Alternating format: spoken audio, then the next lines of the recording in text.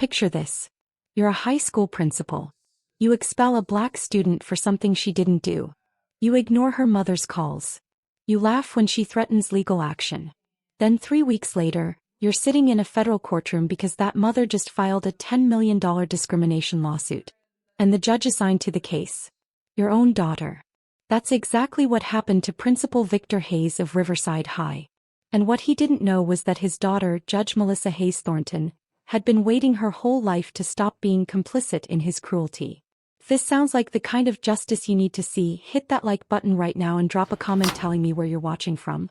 And if you're new here, subscribe and turn on notifications because tomorrow's story is about a teacher who humiliated the wrong student and paid for it in the most unexpected way. Now let's see how a father's arrogance put him face to face with his daughter's gavel. Jasmine Porter was 16 years old when Victor Hayes called her into his office.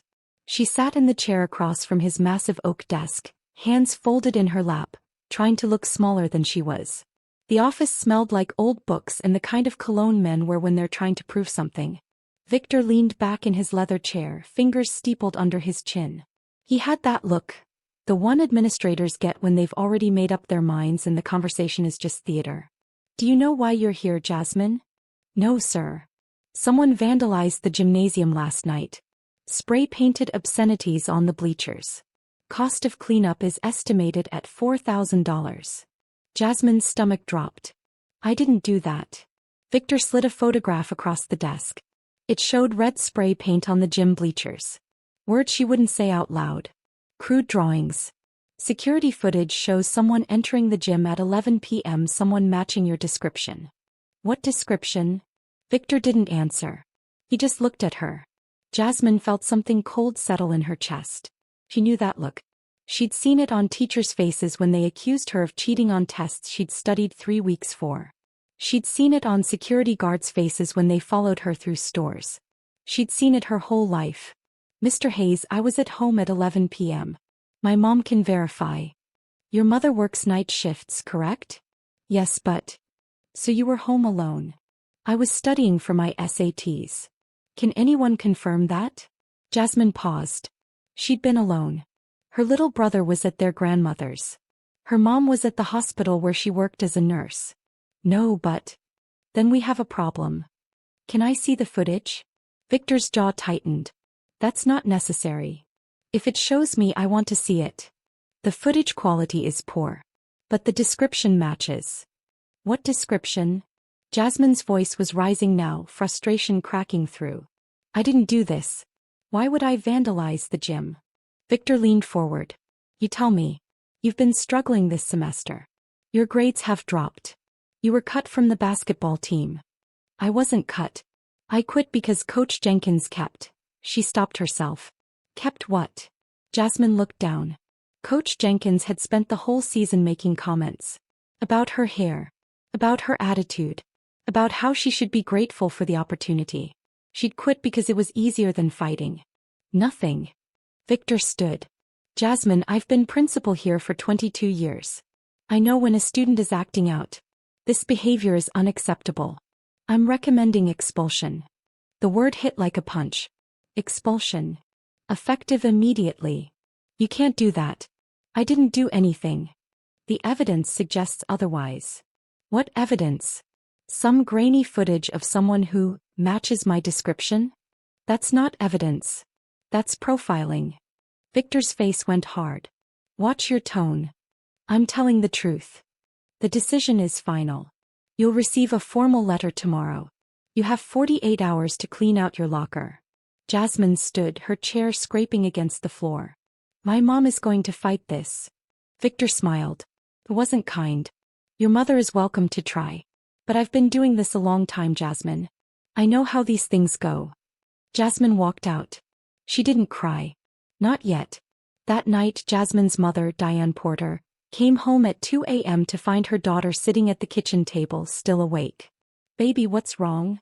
Jasmine told her everything. Diane listened, her face getting tighter and tighter. When Jasmine finished, Diane pulled out her phone. I'm calling the school. Mom, it won't help. Like hell it won't. Diane called. She left voicemails. She sent emails. She requested meetings. Victor Hayes never responded. So Diane did what she'd sworn she'd never do. He went into debt. He hired a lawyer. His name was Marcus Webb, a civil rights attorney who worked out of a cramped office downtown. He listened to Diane's story, took notes, and leaned back in his chair. This isn't the first time Hayes has done this. Diane frowned. What do you mean? I've had 3 other cases involving Riverside High in the past 2 years. All black students. All accused of things they didn't do. All expelled without proper evidence. Can we sue? Federal civil rights violation. Discrimination under Title VI. Deprivation of due process. But I have to warn you, it's going to be expensive. And it's going to take time. I don't care. He's not getting away with this. Marcus nodded. Then let's file. 3 weeks later, Victor Hayes received the summons. He was in his office eating a sandwich when his secretary knocked. Mr. Hayes? This just came for you. She handed him a thick envelope. He opened it, still chewing. Then he stopped chewing. Porter versus Hayes and Riverside School District. Case number 24 CV 8832. United States District Court. Victor read the complaint. $10 million in damages. Claims of racial discrimination. Violation of civil rights. Pattern of discriminatory conduct. He called the district's lawyer immediately. We need to settle this. The lawyer, a woman named Patricia Crane, sighed. Victor, we've talked about this. You can't just expel students without evidence. I warned you after the last case. This is different. I had security footage. Did you save it? Victor paused. It's on the server. Did you personally review it? No. Jesus, Victor. The head of security told me it matched. Who's the head of security? Dave Miller. The same Dave Miller who's been reprimanded twice for racial profiling? Victor didn't answer. Patricia sighed again. Who's the judge? Victor looked at the paperwork. Judge Melissa Hayes-Thornton. Patricia went quiet. What? Victor asked. Hayes-Thornton. Any relation? Victor's blood went cold. That's my daughter. Melissa Hayes-Thornton was 38 years old and had been a federal judge for 3 years. She'd graduated top of her class from Yale Law, clerked for a Supreme Court justice, and built a reputation as fair but uncompromising. She was also the daughter of Victor Hayes. They hadn't spoken in 2 years. Not since Thanksgiving 2022, when Melissa had finally confronted him about the pattern she'd been seeing. The students he expelled. The parents he ignored. The way he wielded his authority like a weapon against anyone who looked like her husband. Melissa had married a black man. Victor had barely come to the wedding. When her son was born, a beautiful boy with her eyes and his father's skin, Victor had held him for exactly 3 minutes before handing him back and leaving early. Melissa had tried to forgive him. Tried to believe he could change. Then she'd started noticing the lawsuits. The complaints. The patterns. She'd confronted him at Thanksgiving. He told her she was being dramatic.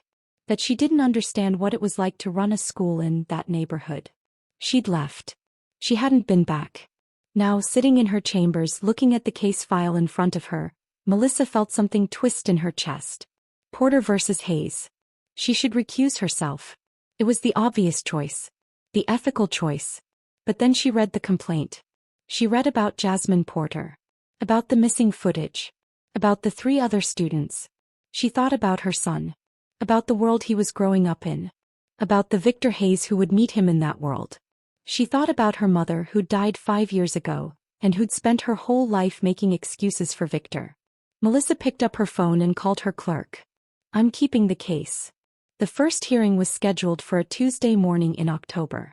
The courtroom was small but stately, wood-paneled and serious. Victor sat at the defense table next to Patricia Crane and the district's superintendent. He wore a suit that was too tight around the collar. He kept tugging at it. Across the aisle, Marcus Webb sat with Diane and Jasmine Porter. Jasmine wore a simple dress and looked terrified. The bailiff called the room to order. All rise. The Honorable Judge Melissa Hayes-Thornton presiding. Melissa walked in. She wore her robe, her hair pulled back, her face completely neutral. Victor stood. His daughter didn't look at him. Be seated, Melissa said. The room sat. Patricia stood immediately. Your Honor, I'd like to request that you recuse yourself from this case due to your familial relationship with the defendant. Melissa looked at her. On what grounds? Conflict of interest. Ms. Crane, being related to a party does not automatically create a conflict of interest. If I believed I could not rule impartially, I would recuse myself. I have made no such determination. Your Honor, with respect. Your request is denied. We're proceeding. Mr. Webb, are you ready to present your opening statement? Marcus stood. He walked to the center of the room. Your Honor, this case is about power. It's about a principal who wielded his authority like a club against students who couldn't fight back. Students who didn't have lawyers. Who didn't have money. Who didn't have the benefit of the doubt. He turned to the jury. Jasmine Porter is 16 years old. She's an honor roll student. She's never been in trouble. And on September 15th, Principal Victor Hayes called her into his office and expelled her for vandalism she didn't commit. He had no evidence. No proof. No investigation. Just a hunch. And that hunch, ladies and gentlemen, was based on one thing: the color of her skin. Patricia objected. Melissa overruled. Marcus continued. We're going to show you a pattern. 3 other students. All black. All expelled under similar circumstances. All without proper evidence. And we're going to show you that Victor Hayes has created a culture of fear and discrimination at Riverside High. He sat down. Patricia stood for her opening. She painted Victor as a dedicated educator in a difficult job. She framed the expulsions as necessary discipline in a chaotic environment. Melissa listened. Took notes. Showed nothing. When Patricia finished, Melissa called the first witness. It was Dave Miller, the head of security. Marcus walked him through the night in question. The security footage. The description. Mr. Miller, you told Principal Hayes that the footage showed someone matching Jasmine Porter's description, correct? Yes. What was that description? Miller shifted. Black female, approximately 5 feet 6 inches, wearing a hoodie. That's it. Yes. Did you see her face? No. The quality was poor. Did you see any identifying features? Tattoos? Scars? Birthmarks? No. So your entire identification was based on race, gender, and approximate height? Yes. And how many black female students attend Riverside High? I don't know exactly. More than 1. Yes. More than 10. Yes. More than 50? Miller didn't answer. Mr. Miller, isn't it true that you've been reprimanded twice for racial profiling? Patricia objected. Melissa allowed it. Miller's face went red. That was taken out of context. What context? I was doing my job. Your job is to identify students accurately, not to make assumptions based on skin color.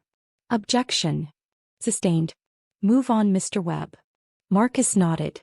No further questions. If you're hooked on this story, do me a favor, hit that like button and subscribe. Turn on notifications so you catch the next one. Share this with someone who needs to see it. And drop a comment. I want to know what you think is going to happen next. The trial continued through the week. Marcus called witness after witness. Former students. Parents. Teachers who'd seen the pattern but were too afraid to speak. One of them was Mrs. Eleanor Chin, a veteran English teacher. Mrs. Chin, how long have you taught at Riverside High? 18 years. In that time, have you observed Principal Hayes's disciplinary practices? Yes. Can you describe them? Mrs. Chin looked at Victor. He stared back, his face hard. He's selective. What does that mean? White students get warnings. Black students get expelled. The courtroom went silent. Can you give an example? Last year, 2 students were caught cheating on a midterm. One was white. One was black. The white student got detention. The black student was expelled. Did they commit the same offense? Yes. Same evidence? Yes. Different punishments? Yes. Patricia cross-examined, trying to poke holes, but Mrs. Chin didn't budge. When she stepped down, Melissa called a recess. In the hallway, Victor cornered Melissa. Melissa, please. She turned. We can't talk. I'm your father. You're the defendant. This is a witch hunt. This is a trial. You're biased. Melissa stepped closer. Her voice dropped. I am the least biased person in that courtroom. Because if I were biased, Dad, you'd already be buried. Victor flinched. Go back to your lawyer. Stay away from me. The next day Jasmine took the stand. She was nervous, her hands shaking, but her voice was steady. Marcus asked her about the night in question. About her SAT prep. About being home alone. Jasmine, did you vandalize the gymnasium? No, sir. Have you ever been in trouble at school? No, sir. Have you ever been suspended? No. Expelled. Not until Mr. Hayes expelled me. How did that make you feel? Jasmine's voice cracked. Like I didn't matter. Like nothing I said mattered. Like he'd already decided I was guilty before I even walked into his office. Why do you think he decided that? Patricia objected. Melissa sustained. Marcus rephrased. Did Principal Hayes ever give you a reason to believe he treated you differently than other students? Yes. How? He never remembered my name. I was on the honor roll for 3 years and he never once said congratulations. But when something went wrong, he knew exactly who I was. The jury was listening. Patricia's cross-examination was brutal. She tried to paint Jasmine as a troubled teen. As someone with a grudge. But Jasmine didn't break. The final day of trial arrived. Closing arguments. Marcus stood before the jury. Victor Hayes had a choice. He could have investigated. He could have reviewed the footage himself. He could have called Jasmine's mother. He could have done his job. But he didn't. Because to him, Jasmine Porter wasn't a student. She was a statistic. A problem to be solved. And the easiest solution was to make her disappear. He paused. Don't let him get away with it. Patricia gave her closing. She talked about difficult decisions. About limited resources. About the burden of running a school. But the jury wasn't buying it. Melissa gave her instructions. The jury deliberated for 4 hours. When they came back, the verdict was clear. We find in favor of the plaintiff, Jasmine Porter. We award damages in the amount of $8.7 million. Victor's face crumpled. Melissa looked at him. Additionally, I am issuing an injunction requiring Riverside High School District to implement mandatory bias training for all administrators and to establish an independent review board for disciplinary actions. She paused. Mr. Hayes, you are hereby removed from your position as principal, effective immediately. Victor stood. You can't do this. I just did. I'm your father. Melissa's voice was ice. Then you should have been a better one. 3 months later, Jasmine Porter was readmitted to Riverside High under a new principal. Her record was expunged. She got a full scholarship to college. Diane Porter used part of the settlement to open a community center that offered free legal aid to families fighting school districts. Victor Hayes moved to Florida. He didn't practice education anymore. Melissa Hayes-Thornton continued to sit on the bench, presiding over cases with the same fairness she'd shown her own father. Because justice isn't about who you know.